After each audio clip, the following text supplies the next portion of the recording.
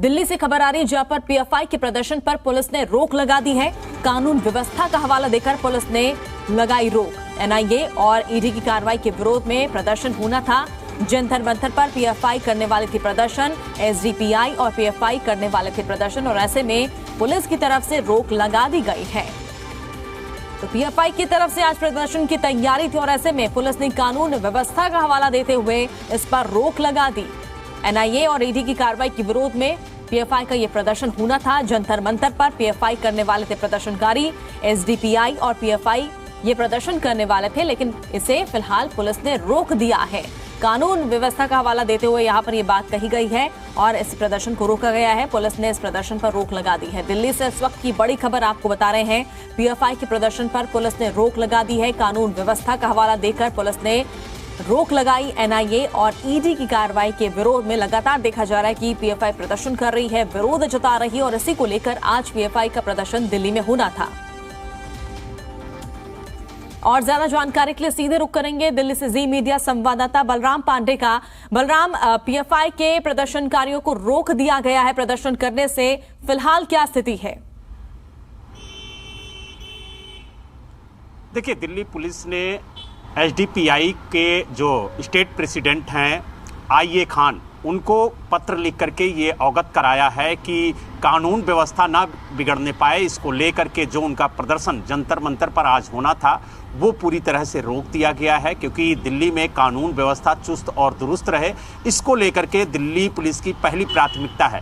यही वजह है कि जो जंतर मंतर पर पीएफआई के समर्थन में एसडीपीआई प्रोटेस्ट करने वाली थी, उस प्रदर्शन को रोक दिया गया है। और आपको बता दें, जिस तरीके से पूरे देश में पीएफआई के खिलाफ एनआईए और ईडी की छापेमारी चल रही है, उसको लेकर के कहीं ना कहीं ये प्रदर्शन किया जाना था और ये बताया जाना था कि ये एक सामाजिक पार्टी है। किसी भी तरीके से इस पर जो आरोप लगाए जा रहे हैं वो बेबुनियाद हैं और यही वजह है कि आज इस प्रदर्शन के माध्यम से केंद्र सरकार को ये जानकारी देनी थी, लेकिन दिल्ली पुलिस की सतर्कता की वजह से और मुस्तैदी की वजह से ये प्रदर्शन रद्द कर दिया गया है। आपको बता दें, जो social democratic party of India है, उसके कार्यकर्ता आज पीएफआई के समर्थन में प्रदर्शन करने वाले थे और उनका कहना है कि पीएफआई एक सामाजिक संगठन है और वो समाज हित में कार्य करता है। लेकिन जिस तरीके से पिछले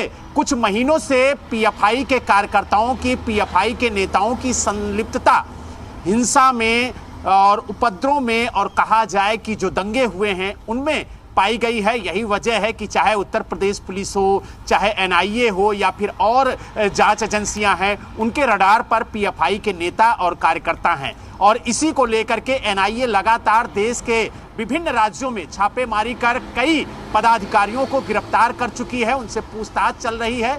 लेकिन जो ये कार्रवाई है, इसको एसडीपीआई यानी social democratic party of India पूरी तरह से गलत बता रही है और उसका कहना है कि पीएफआई एक सामाजिक संगठन है और इस तरीके की जो कार्रवाई हो रही है वो बदले की भावना से हो रही है। ऐसे में ये कार्रवाई तत्काल रोकी जानी चाहिए, क्योंकि पीएफआई हमेशा समाज के हित में कार्य कर रही है, लेकिन जिस तरीके से उसकी संलिप्तता पाई गई है उसको लेकर के कई सवाल खड़े होते हैं। और जिस तरीके से एनआईए पूरे देश में छापेमारी कर रही है, उसको लेकर के भी पीएफआई की कार्यशैली पर सवाल खड़े होते हैं। लेकिन कहीं ना कहीं दिल्ली पुलिस ने इस प्रदर्शन को लेकर के रोक लगा दी है। यही वजह है कि आज जो दिल्ली के जंतर मंतर पर पीएफआई के समर्थन में प्रदर्शन होने वाला था वो पूरी तरह से स्थगित कर दिया गया है। हालांकि अभी ये जानकारी नहीं मिली है कि आगे एसडीपीआई का क्या रुख होगा, क्या वो आगे फिर प्रदर्शन की तैयारी करेगा या फिर सड़कों पर उतरेगा। इसकी जानकारी जैसे ही आईए खान जो स्टेट प्रेसिडेंट है वो देंगे, उसके बाद हम अपने दर्शकों को अवगत कराएंगे। जी बिल्कुल बलराम, यही मेरा सवाल था, क्योंकि अब आगे की पीएफआई क्या करेगी यही हम जानना चाह रहे थे, क्योंकि फिलहाल तो आज तो पुलिस ने रोक दिया है।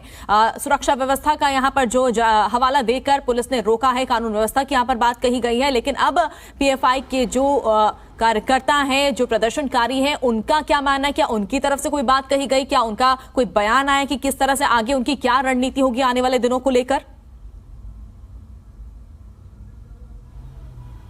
देखिए, चाहे पीएफआई के कार्यकर्ता हों या नेता हों, देश में जब भी चाहे सीए को लेकर के प्रदर्शन हुआ हो, उसको लेकर के दंगे हुए हो या हिंसा हुई हो, उसमें जब भी जांच एजेंसियों ने काम किया तो उसमें पीएफआई की संलिप्तता सबसे ज्यादा पाई गई है। उत्तर प्रदेश की अगर हम बात करें तो उत्तर प्रदेश में जो हिंसा हुई उसमें भी पीएफआई के कार्यकर्ताओं का, उनके सरगनाओं का अहम रोल साबित हुआ। यही वजह है कि पीएफआई के कई कार्यकर्ता, चाहे वो मेरठ हो, चाहे लखनऊ हो या फिर अन्य जिले हो जहां पर हिंसा हुई थी, वहां पर गिरफ्तार किए गए। यही वजह है कि एनआईए के रडार पर भी पीएफआई का संगठन जो है वो था और इसी को लेकर के देश के 14 राज्यों में 14 ठिकानों पर छापेमारी एनआईए ने किए, कई सरगनाओं को गिरफ्तार किया, उनसे पूछताछ चल रही है और कई साक्ष्य भी इकट्ठा किए हैं एनआईए ने। आपको बता दें, पीएफआई के कार्यकर्ताओं के पास से जो बीजेपी